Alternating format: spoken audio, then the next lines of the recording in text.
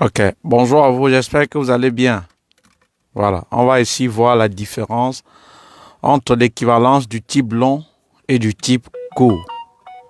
Et comment même avoir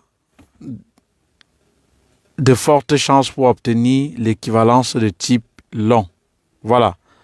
D'abord, avant de répondre à la question, je vais d'abord dire merci ou féliciter. Je vais d'abord féliciter ceux-là que lorsque je lance un post, ils essayent de prendre une minute de leur temps pour pouvoir répondre. Voilà.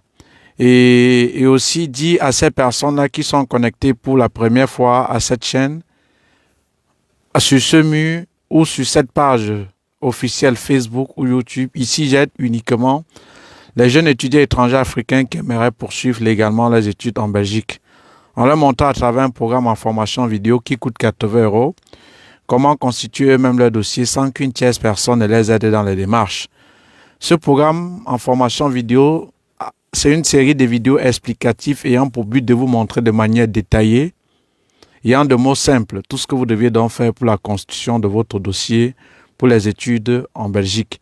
Que vous ayez une personne qui réside en Europe, en Belgique ou pas, cela n'a aucune importance pour vous. Je vous montre comment faire la procédure par vous-même et comment via votre smartphone, une simple connexion Internet, suivre l'état d'évolution de votre dossier. Pour les modalités de souscription, vous allez double-cliquer sur le lien en haut WhatsApp et vous allez suivre les instructions. Vous allez avoir toutes les modalités de souscription. Voilà. Je salue Maman Solange Swop qui a commenté et plusieurs dont je ne vais pas citer le nom. Mais de manière très simple, quelle est la différence entre l'équivalent du type court et l'équivalent du type long? Voilà. L'équivalence du type court est octroyée à ceux-là qui, après le bac, peut-être n'ont pas eu un autre diplôme. Je m'explique. Supposons que vous aviez eu le bac, vous êtes peut-être en première, deuxième année, université ou dans un établissement privé. Lorsque vous introduisez la demande, sachez que vous allez obtenir l'équivalent du type court.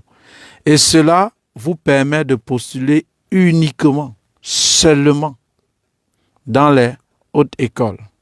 Donc, si tu as l'équivalence du type court, sache que tu ne peux que postuler dans les hautes écoles, pas à l'université. Voilà pourquoi je vous dis le plus souvent, c'est l'équivalence qui oriente le choix de vos études en Belgique. Et c'est la première étape lorsque vous voulez faire la procédure là, pour les démarches en vue de l'obtention du visa d'études pour la Belgique.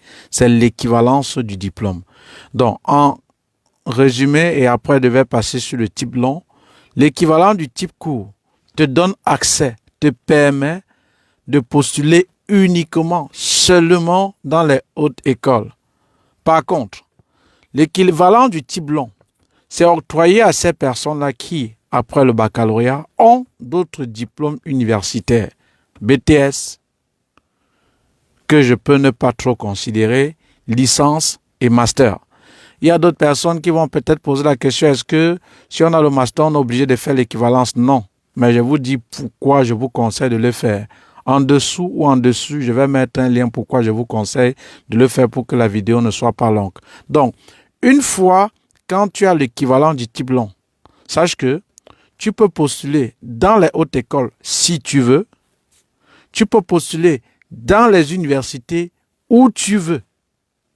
Mais l'erreur que les gens commettent le plus souvent, orienter le choix de votre formation en fonction de vos études antérieures. Parce que le plus souvent, il y a certaines personnes, elles partent postuler, il y a certains pièges à éviter lors des demandes d'admission. Ils tombent dans ces pièges, c'est-à-dire, eux partent, parfois ils passent même par des gens qui vont les aider à faire les demandes d'admission, pourtant eux-mêmes ils peuvent faire.